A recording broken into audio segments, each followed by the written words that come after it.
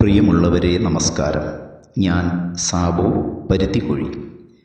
ഞാൻ ഒരു യാത്ര പോയപ്പോൾ എൻ്റെ കണ്ണിലുടക്കിയ ഒരു ദയനീയ കാഴ്ചയാണിത്. അവശനായി തെരുവിലൂടെ ദാഹജലത്തിനായി അലയുന്ന ഒരു മിണ്ടാപ്രാണി. അതിൻ്റെ അവസ്ഥ കണ്ടപ്പോൾ മനസ്സിനൊരു വല്ലാത്തൊരു വേദന.